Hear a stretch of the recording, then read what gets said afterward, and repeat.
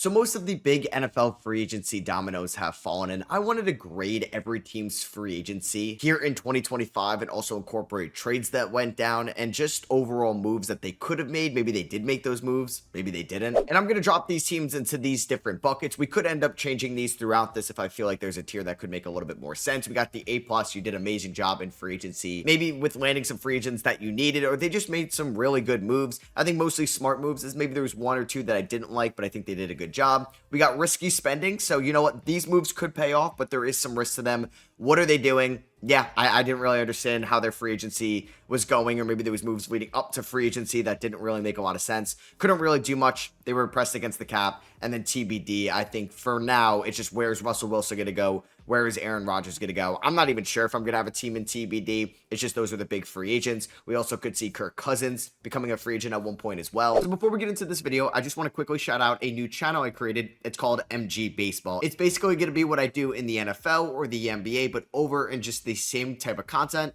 just for the MLB. So if you do like baseball, if you play fantasy, follow the draft, or just like the MLB in general, this is the place to go. Go give it some love. Link to that will be in the video description, or you could just type in at MLB Sross, and it's called MG Baseball. I appreciate it. Thank you. Let's get into the video now. And we're going to start off with the New Orleans Saints, who re-signed Chase Young. I feel like to a lot of money. I feel like this is the name value of Chase Young. 3 years, $51 million, as we don't really know about the total guarantees yet. They also picked up Justin Reed from the Kansas City Chiefs, re-signed Juwan Johnson. They lost Paulson Adebo, who I think is going to hurt a little bit, MVS, Will Harris, and Peyton Turner, some minor free agents there as well. For the Saints, I'm going to put them in. They couldn't really do much. There's a reason why Derek Carr is on this team next year, is because they really can't financially get rid of him right now. They were so far pressed the cap. They were the team that is over the cap the most, pushing their cap sheet down the line, and they're like, we're eventually going to have to worry about this. Well, now it's eventually, and this team has not drafted well over the last few years. They got a new head coach in Kellen Moore. They really couldn't do much, honestly. Like, that Chase Young signing is a lot of money for somebody I don't think is that productive. But I think I'm going to just be a little bit nice to the Saints because they really couldn't do much this free agency period. And I'm curious to see if they end up drafting somebody in the 2025 draft. Next up, we have the Miami Dolphins. I love the pickup of James Daniels. They definitely felt the loss of Robert Hunt last year. I like Nick Westbrook-Akine picking him up. They brought in Zach Wilson to be a backup.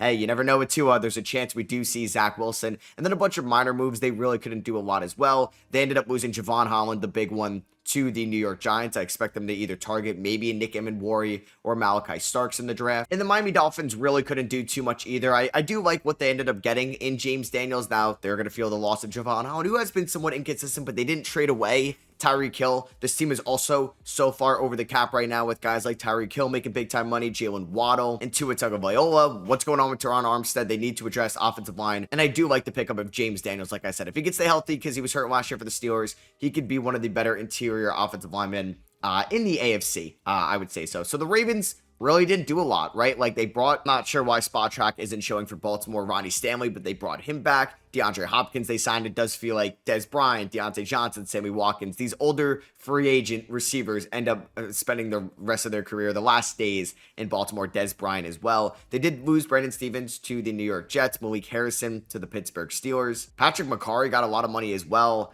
Honestly, for the Ravens, maybe, like, what are they doing exactly for this team? I don't know. Maybe they couldn't really do a lot either because they were so far up against the cap. So I think it is unfair to say, you know what, they're a big loser of free agency. We could definitely see them draft a corner. There's going to be a bunch of guys available late in the first round if they want to replace Brandon Stevens. I'm glad they brought back Ronnie Stanley. Yeah, they really couldn't do much. I don't think DeAndre Hopkins is going to be a huge ad. I wonder if they're going to maybe draft somebody as well. Could we also see like a Mark Andrews trade this offseason? That's a possibility. But for the Cincinnati Bengals, what are they doing, right? It does look like they are going to be able to get deals done with Jamar Chase and T. Higgins, but they're probably going to have to trade away Trey Hendrickson, their best defensive player, for a team that had the worst or one of the worst defenses in the NFL last year.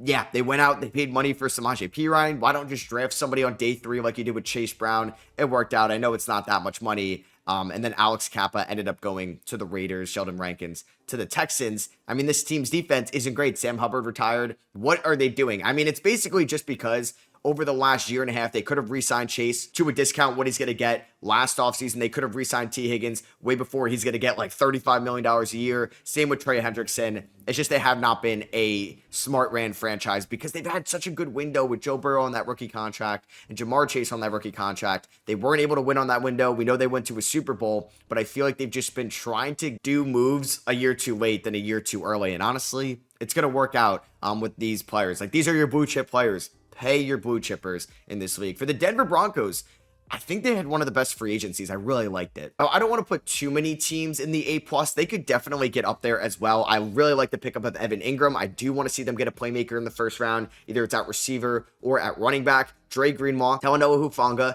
They brought in these former Niners who've had injuries, so there is some risk to this. I don't think it's super risky. They lost Cody Barton to the Tennessee Titans, some other guys as well, Zach Wilson, Javonte Williams, Riley Dixon. They're not going to really lose sleep over those guys, but I do think they have made pretty good moves. I don't think it's super risky. We got to see the guarantees on some of those contracts because we don't really know Dre Greenlaw's guarantees yet, but not too bad. I think Evan Ingram is really going to be a good playmaker for this team. It could be that safety blanket for Bo Nix. It could be, honestly, the second leading receiver on the team next year. So, job well done to Denver. They're definitely getting their swagger back, and I feel like they're going to be as relevant as they've been since Peyton Manning next year, coming off the playoff appearance last year, a young quarterback, a well-respected head coach, and a much-improved defense. For the New York Giants, I mean, what are they doing? I could drop them into TBD, but they go out, they get Javon Holland, which I really like, right? And they get Paulson Adebo. Maybe I'm going to change this because I do applaud them investing into the free agency and getting good playmakers as well. Pairing those guys up with Drew Phillips over there in New York. Would you rather have had Javon Holland this year,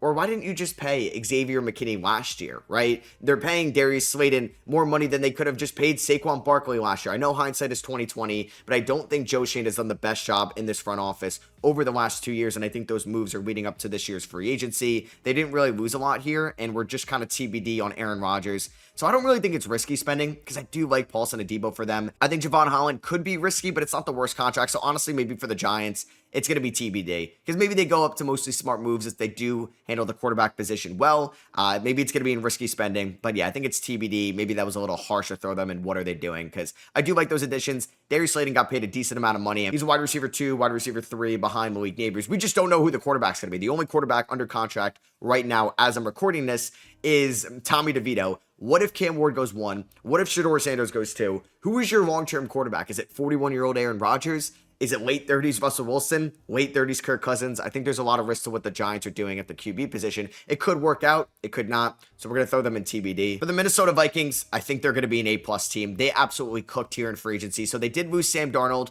to the Seattle Seahawks. He got $100 million. Cameron Bynum, they're going to lose to. Vibe guy there in Minnesota. They're going to feel that loss. Patrick Jones, Daniel Jones, both left as well, but they signed Will Fries and Ryan Kelly, 2 good interior offensive linemen from the Indianapolis Colts, and Ryan Kelly is a very good veteran. They got Isaiah Rodgers from the Eagles, Javon Hargrave, they gave $30 million to, $19 million guaranteed. Jonathan Allen got paid as well. It's always interesting, and I think free agency could be overrated at times. Like, there's a reason why these guys were available. I mean, Allen and Hargrave, the defensive tackle position, that is premier money now. But if they could just give you a really good year next year, I like Minnesota investing into the offensive and defensive line now that they saved all that money and they have JJ McCarthy under a very cheap rookie contract. He just needs to work out because he's inheriting TJ Hawkinson, who's going to be much more healthy this year, Jordan Addison year 3, Justin Jefferson, Aaron Jones is coming back. Maybe they draft a playmaker at the running back position or draft an offensive lineman. This is a good team. And I think Kwesi has done a good job allocating that money. Sometimes it could be risky, but I think for these signings specifically for the Vikings, I'm going to trust what they did last year. I mean, getting guys like Jonathan Grenard and Andrew Van Ginkel have worked out, and Sam Darnold as well, and Aaron Jones. I think they're going to do a good job in free agency. I think Hargrave and Jonathan Allen could just make this defensive line even better. You have those guys from last year in your front 7, and then you also brought back Byron Murphy, which was huge for them, bringing in Isaiah Rodgers. Like, they need to do that with all their corners hitting free agency.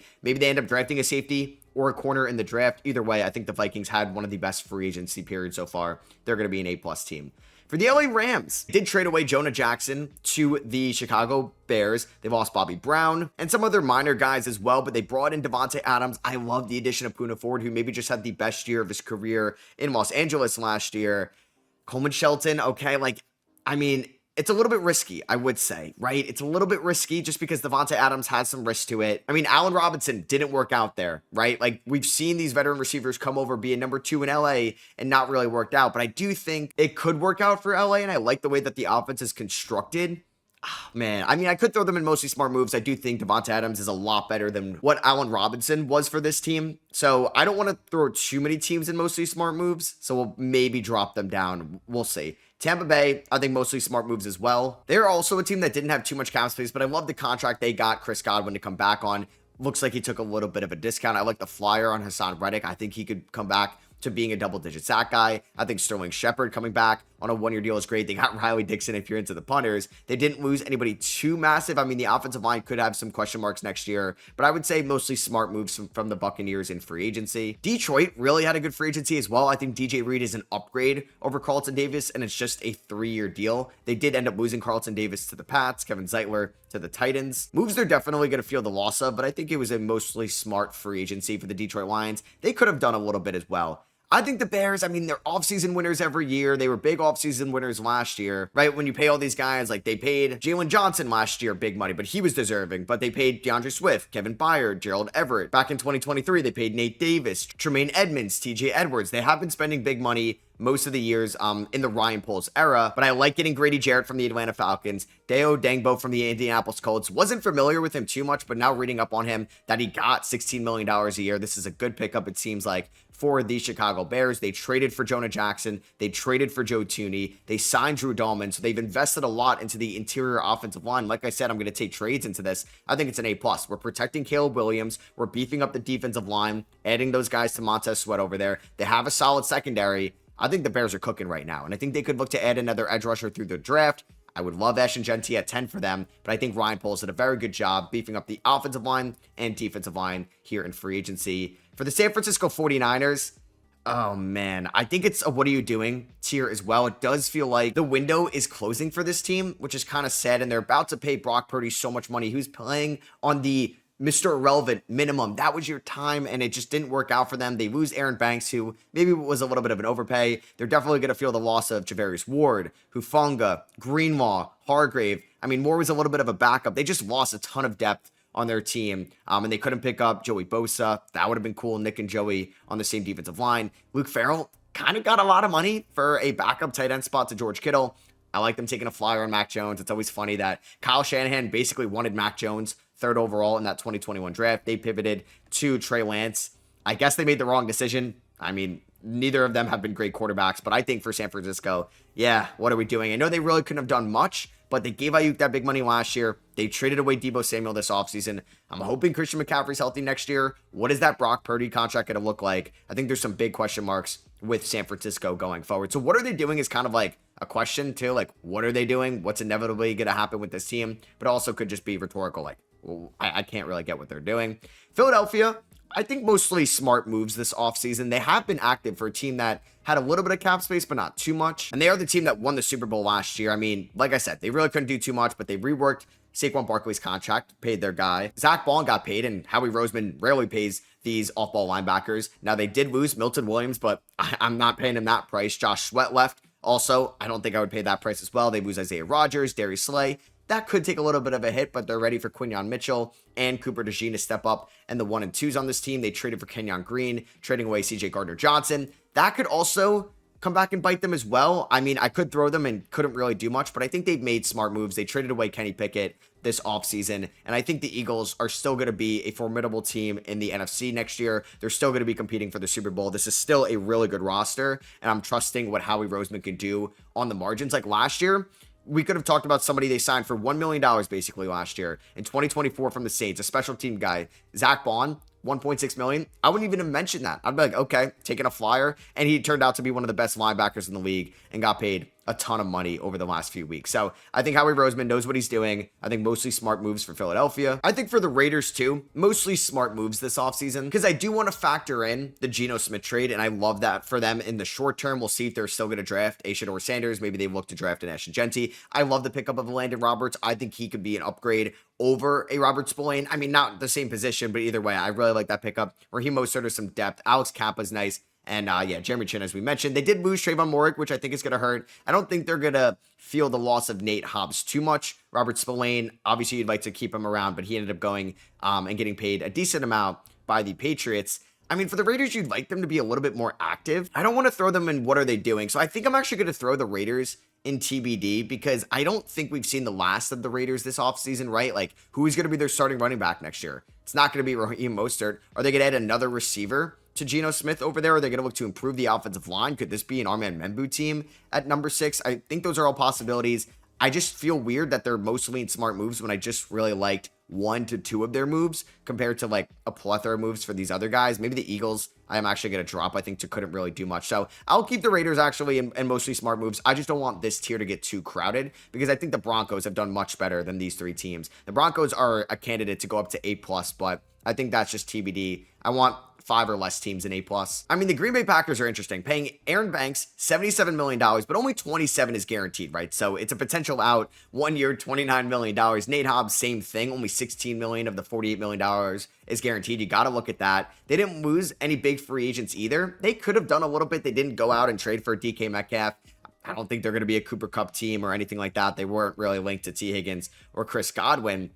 I mean, I think it's a little bit of risky spending, though, for them. Like, that's not necessarily a bad tier. It's just if Aaron Banks and Nate Hobbs both don't work out, you kind of wasted at least $43 million throughout this offseason in guaranteed money, which could hurt you a little bit, especially if you don't have the best draft in the world, which is still TBD on how their 2025 draft is going to look like. So I do think it's a little bit risky, and they're hoping it's going to pay off because Hobbs hasn't been like a true cornerback 1 or maybe an elite cornerback 2. Aaron Banks, like I said, a backup mainly in San Francisco. Next up, we got Washington, who's been very active in the trade market. Like, they traded for Marshawn Lattimore last year during the trade deadline, but they traded for Deebo Samuel this offseason, Laremy Tunsil. I really like the Tunsil pickup. They bring back Marcus Mariota. They pay Javon Kinlaw, kind of big money for somebody that really hasn't lived up to the hype when he was drafted high to the San Francisco 49ers. They lose Jonathan Allen, so I think going from Kinlaw to Allen's a little bit of a downgrade. I mean, Kinlaw got $31 million guaranteed, or Kinlaw got 30. Jonathan Allen got 31, so roughly the same amount. They lose Dante Fowler. That's going to hurt. De'Ami Brown, I mean, I don't know why the Jaguars gave him $10 million. They lose Jeremy Chin as well. So they did lose a little bit. They did end in the trade market as well. I mean, I think for them, I'm going to throw them in risky spending. It is risky going after Javon Kinlaw, getting that money. Will he be better than he was in San Francisco and New York for you? What if Deebo is washed? What if Laremy Tunsil? Like, there's a reason why Houston wanted to trade him. I think it's risky. Can it pay off 100%? Could it not pay off? Yeah, and you don't want to mess up the window with Jaden Daniels. I'm excited about the moves, but we got to see them actually perform and look like they're still in the prime of their careers, like Deebo and Laremy Tunsil, and we'll see how Kinlaw looks next year. So I think it's a little bit risky for the team. I think same thing with the Arizona Cardinals. Now, they haven't really spent a ton, but I'm glad they addressed the defensive line, Josh Sweat and Dalvin Tomlinson. Now, are they paying Josh Sweat at the height of his career, $41 million guaranteed? Jonathan Gannon knows how to use him, but how is he going to look going from one of the best defensive lines in the NFL to now being like the main guy on the Arizona Cardinals defensive line? I think Dalvin Tomlinson's a good pickup compared to what the other defensive tackles got. Jacoby Brissett is a great backup quarterback to have, and they didn't really lose anybody too crazy, but I do think giving Josh Sweat is a little bit risky because he's not like a top pass rusher in the NFL. He could be a really good one. We'll see how he works out for this team. For the Steelers, I either want to throw them in like 3 different tiers, right? Risky spending. Hey, you never know with DK Metcalf how that could work out. I think it will, at least for the first 3 years, and that's most of the guaranteed money. I could throw them in what are they doing because their only quarterbacks right now are Skylar Thompson and Mason Rudolph, but they're going to be a TBD team. I mean, if they don't land a Russell Wilson or a Aaron Rodgers, who is their starting quarterback next year? Mason Rudolph? Yeah, I don't think the fan base is going to like that. You're not taking Jackson Dart in round 1. I doubt Shedeur Sanders free falls to you in round 1 either. I think it's a downgrade from a Landon Roberts to Malik Harrison, and you paid Harrison more money. Don't get that. I like the slight pickup, but the Steelers, every year they sign like these older corners that are like a number 2, like Dante Jackson was a trade last year. They got Patrick Peterson in the past. They lost Najee Harris to the LA Chargers, and they picked up Kenneth Gainwell. Like, it's going to be him and Jalen Warren. I think they're going to draft one. They lost Stan Moore, Justin Fields. I think James Daniels is going to hurt. They just lost Nate Herbig to the Commanders. I do like that pickup for Washington. Van Jefferson, Mike Williams, Larry Ogunjobi, who already got suspended, Dante Jackson. They did lose a lot of guys that gave them a decent amount of snaps last year, but I really can't figure them out until we figure out their quarterback. Because if it's like Aaron Rodgers or Russ, I think it's like risky spending. Like Aaron Rodgers is risky. I like Russ because he knows the system. He was there last year. He's not perfect, but at least he's going to have another receiver to throw it to, and to wide receiver 1 in DK Metcalf. But I would say right now they're TBD until we figure out the quarterback. I like Buffalo's offseason so far. A team that really couldn't do too much either. And they did lose Matt Collins, Sam Martin, like nothing crazy at the moment. But they pick up Josh Palmer, who was banged up last year, but I think could be a great deep threat for Josh Allen. They add some linebacker help and get a big name in Joey Bosa. I know Larry Ogunjobi is going to be suspended to start off the year. They bring back DeMar Hamlin. We'll see if they're going to end up paying James Cook because they paid Gregory Rousseau. They paid Khalil Shakir. They paid Josh Allen. I think the Bills, I don't know, maybe it's a little bit risky if Joey Bosa gets hurt and Ogunjobi suspended and Josh Palmer's hurt. So I'm going to actually put it in risky spending because it can definitely be risky. There's definitely some downside with some of these signings, but I think they do have some high upside going into 2025. I mean, the Atlanta Falcons cut Grady Jarrett. Now, they did pick up some guys on the defensive side of the field. Like I said, they lost Grady Jarrett. They lost their center, Drew Dahlman. Richie Grant left as well. Kirk Cousins is still on this team, and I think he's going to be on the team at least for a little bit. He may even go into next year's season on the team. I kind of want to put them in what are they doing? I just feel like this is a weird window. I mean, they have the Michael Penix rookie contract, so maybe they couldn't really do too much, or maybe I'm waiting on Kirk Cousins, and then that money can be freed up in the long term so they can construct contracts that way. I don't think they've really spent too big of money to go into risky spending. I think I would just like for them to add to the defense a little bit more, and they still have Kirk Cousins on their team. But Falcons fans, you can let me know. They were a tough one to rank. Okay, so I'm kind of glad that the Seattle Seahawks realized that they're not going to be a team that's going to compete for the Super Bowl with Geno Smith, and they kind of wanted to go into a new era, get Pete Carroll's guys out of there. They trade DK Metcalf. They get a second-round pick. They don't get a first, but DK wanted big money. They get a second there. They get a third for Geno Smith, and then they pay Sam Darnold, who is not as good of a quarterback as Geno Smith, in my opinion, but he's not far behind, and he's basically 7 years younger than Geno Smith. So I like that idea, but there's definitely some risk. How is Sam Darnold going to look with Clint Kubiak, the new offensive coordinator in Seattle? Without Kevin O'Connell, they're giving $100 million to him. $55 million guaranteed, $33 million a year. They pick up DeMarcus Lawrence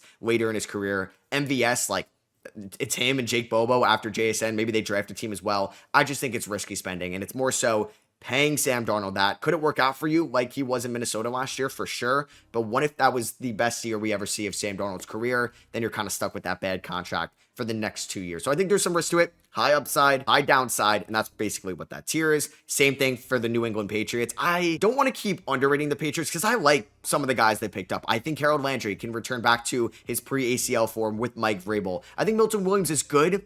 Do I think he's $63 million guaranteed, $104 million good? No, but it's basically a 2-year deal, which is still under Drake May's contract. I think Carlton Davis isn't the best cornerback on the market, but he's going to be the CB2 after Christian Gonzalez over there. They pick up Robert Spillane, who plays very hard, Morgan Moses. They address the offensive line. It's just no receiver here outside of Matt Collins. I mean, he made some reliable catches for Josh Allen. They lose Jacoby Brissett, so they have Joe Milton as the backup. Are they going to trade him? We'll see. I just think some of these contracts can work out. Some of them don't. I've been around too long looking at the Browns as offseason Super Bowl champs, the Bears, the Jaguars, teams that have $100 million in cap space so they can go out and spend. We saw that with the Patriots a couple years ago. They went after some tight ends and Nelson Aguilar, and it just didn't work out for them. So sometimes spending doesn't mean you're an automatic winner because you have this cap space. I do think some of these pickups can be really good. Maybe Milton Williams is the start of something special last year. Carlton Davis can be just a rock solid CB2. And this defense is going to be better. It's objectively going to be better. It was terrible last year. I'm hoping Christian Barmore is okay next year, and you have Keon White, you have Jabril Peppers, you have Christian Gonzalez. I just think it could be a little bit risky the way that they're spending. For the Cleveland Browns, they couldn't really do too much. We'll see if their quarterback's going to be Russ next year. They traded for Kenny Pickett. Okay, I would like to see Cam Ward on this team next year, but I don't think he's going to make it to pick number 2. They also gave Myles Garrett a ton of money to keep him there. I would have traded Myles Garrett, but they really couldn't do much because of the Deshaun Watson contract and some of the other deals they have. They are very far over the cap.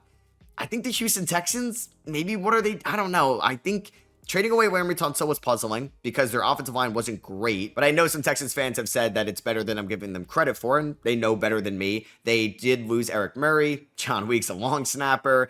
They did pick up Christian Kirk. I like that trade. I don't think it's risky spending because they haven't really spent a ton like they spent last year, and they have CJ Stroud on this rookie contract. So I think I'm just going to throw them in what are they doing. Like I said, it's not necessarily a bad thing. I think it's a different scenario than some of these other teams. It's just like, how is this offensive line going to look next year? Is Joe Mixon going to be good again? How is the receiving core going to look? What are they going to do in the first round? But I do like the pickup of Christian Kirk. For Kansas City, I mean, they paid a lot of money to Jalen Moore. They really couldn't do too much either. And they lost Justin Reed. They picked up Christian Fulton, picked up Elijah Mitchell. They brought back Kareem Hunt. Like I said, they lost Reed. They lost Wharton, who got paid by the Carolina Panthers, $15 million a year, $30 million guaranteed. Man, what a good time it is to be a defensive tackle in the NFL. They lost Justin Watson as well, but yeah, they really couldn't do too much right now. I don't think they are risky spenders unless Jalen Moore doesn't work out, but it's just a 2-year deal that has $21 million guaranteed to it. For the Dallas Cowboys, what are we doing? You could throw them and couldn't really do much, but their running backs right now going into next year are Miles Sanders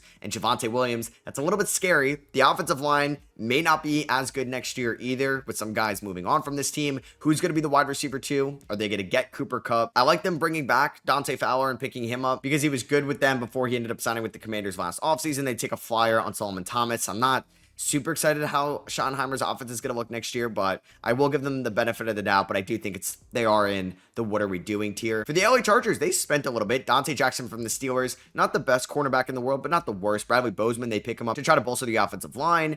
Taylor Heineke is the backup quarterback. They brought back Mike Williams. Will they bring back Keenan Allen as well? That'd be cool. I mean, Najee Harris for $5 million a year. I know they can get up to like $9 million. That is a fantastic pickup for them. I think he's going to do so well in that offense. They lose Josh Palmer. They lose Poona Ford. They lose Joey Bosa. They are going to feel the loss on some of those guys. They brought back Khalil Mack as well. I don't know for the Chargers. Maybe like, what are we doing here? How is the wide receiver room going to look like next year? I think what are we doing could also be like they need to make another move because I want to see them add another receiver to this team next year. I don't think you can have like Mike Williams and maybe it's Keenan Allen as like your second and third options. I mean, Quinn Johnson, like I'm not going to put too much stock. Like Ladd is fantastic, right? I think they could still draft a playmaker in round 1. Maybe it's a Colston Loveland. Maybe it's an Amarian Hampton. Maybe they trade for Dallas Goedert. I don't know. Maybe what are we doing? Maybe mostly smart moves. I think we got to see another receiver move, but I do like the moves they made on the margins for this team and trying to build the identity. All right, next up we have the Jets, who paid Brandon Stevens $36 million, $23 million guaranteed. Andre Cisco got a 1-year deal. Josh Myers got a 1-year deal. But yeah, Justin Fields got $2 million, got a 2-year, $40 million contract, $30 million guaranteed. They did lose DJ Reed, Javon Kinlaw, Devontae Adams, Aaron Rodgers, Morgan Moses. Hassan Reddick, who barely played for them last year. I think for the Jets, I mean, they could do a little bit. I don't think they're what are we doing. I think it's risky spending, and it's really just because of Justin Fields, right? If it works out, great. If it doesn't, you did give him a decent amount of money for somebody you don't think is going to be a starting quarterback in your long term. I think they could still draft a quarterback. Maybe it's Jalen Milroe, who can kind of have a similar style of Justin Fields as a mobile quarterback and Tyrod Taylor, and they could just cater that offensive system to that one trait in that QB room. I think it's a little bit risky, but I don't think they've had a bad free agency. Losing DJ Reed will hurt. I like the Carolina Panthers offseason, man. Like addressing interior defensive line makes me think I mocked the Mason Graham. Maybe they're going to get Tam McMillan in the top 10. Maybe they try to get Tyler Warren or somebody like that. They did take a flyer as well on Rico Dowdle. They pick up Trayvon Morig. They paid JC Horn a ton of money. They didn't really lose anybody too important at the moment. Like some guys, nothing too crazy. I think for the Panthers, it's mostly smart moves. I like their offseason so far. I think the offensive line could get a little bit better. They're trying to build around Bryce Young. I think they're also similar to the Chargers. Like I like the moves they've made. They just got to add a receiver, right, in that locker room. For the Tennessee Titans, what are they doing? They ended up losing Harold Landry, Mason Rudolph. I'm surprised they didn't bring back Nick Westbrook. Jack Gibbons isn't going to be back, but they paid $82 million to Dan Moore. $50 million guaranteed. Good for Dan Moore. Never thought he was going to get paid that money. They bring in Cody Barton, Draymond Jones, Xavier Woods. I like Kevin Zeitler. They have addressed offensive line. They let Mason Rudolph go to the Steelers. They pick up Brandon Allen. They still have Will Levis. It makes me think Cam Ward is going to be the number 1 overall pick, and that's smoke about maybe a generational player or somebody like Carter or Hunter is not going to go number 1. I think what are they doing, though? I think it's a big, big question mark throughout the draft, and how is Dan Moore going to look like for this team? Hopefully the offensive line can improve with Latham and Cushenberry from last offseason, picking those guys up, and Peter Skoronski, a first-round pick a few years ago, for Cam Ward, who's most likely going to be their quarterback going forward. The Indianapolis Colts, man, for this team. Like, I love the pickup in the secondary, guys. I love them getting Cameron Bynum and Javarius Ward. They lose Day Odogabe. Chicago Bears, I know they were older, but like losing Ryan Kelly, I think could hurt a little bit. Just that veteran there. And Will Fries got paid a ton of money for a smaller sample size last year by the Vikings. They pick up Daniel Jones. And this is why, like, I don't know, man. It's a big question mark because you look at Anthony Richardson, somebody that played 4 games as a freshman in 2020, 8 games basically after getting redshirted as a freshman in 2021, and 12 games in 2022, 24 career college games. We all knew he was a project, being how young he was in that 2023 draft. And then he's played 15 games 15 games in 2 years, and you're already maybe not going to have him be the starting quarterback next year. It's just, if you break up Daniel Jones, I don't love that. I think I'm going to throw them in risky spending because maybe Ward or Bynum don't work out, but I think they're going to be fine. I think Ward is going to be an absolute stud for them. And I think just Daniel Jones, it's a little bit risky because I hope it works out, and I hope it lights a fire under Anthony Richardson and it works out for him in Indianapolis. And Daniel Jones is a mobile quarterback as well. I don't think they're going to have to change up their scheme or their system too much. I just think it's risky. And I don't think they were that patient. And then for the Jaguars, I think what are we doing as well? Because they let go of Evan Ingram. They let go of Christian Kirk and they traded him away. They gave De'Ami Brown, who hasn't really done much in the NFL, $10 million guaranteed, which I think is kind of risky. They paid Jordan Lewis $30 million a year to be a slot corner. They've addressed the offensive line a little bit. I don't know. James Gladstone coming in right away for Trent Baalke, making, I think, some risky moves. So they could be in risky spending, but I think they're in what are they doing? All right, so I think I'm going to bump up the Denver Broncos to an A+ here. And honestly, for the New England Patriots, I think I'm going to throw them in mostly smart moves because I do like most of the signings. It is risky, but I just don't want to throw them in this here just because they've spent a ton of money. I don't know if I want to drop anybody else here. Like, I think I could drop the Raiders. I mean, what if Geno doesn't work out? But I think Geno is going to work out. I think I may just drop the Rams a little bit because they didn't have a lot of money to work with. Nobody expected them to really address wide receiver 2 in the way of Devontae Adams. So if he doesn't work out, they could have allocated that money in the secondary, the offensive line, and maybe they would have been fine with Whittington and maybe bringing back Robinson, and they paid Tutu Atwell. So I think I'm going to throw them in risky spending. So yeah, these are the teams that I think crushed free agency or the trade market: the Bears, the Vikings, and the Broncos. I think these teams made mostly smart moves with the resources they had. Risky spending, these moves could definitely work out for these teams, but it does have some downside. What are they doing? I think some questionable signings, some questionable decisions just to be passive in free agency, or just have some big question marks going forward. Couldn't really do much up against the cap, and then also TBD, just kind of waiting on the quarterback dominoes to fall. So that is gonna be for me. I hope you guys did enjoy this. If you did, I would appreciate you dropping a thumbs up. Let me know in the comments what you agree with or disagree with, and I'll catch you guys in the next one. Peace.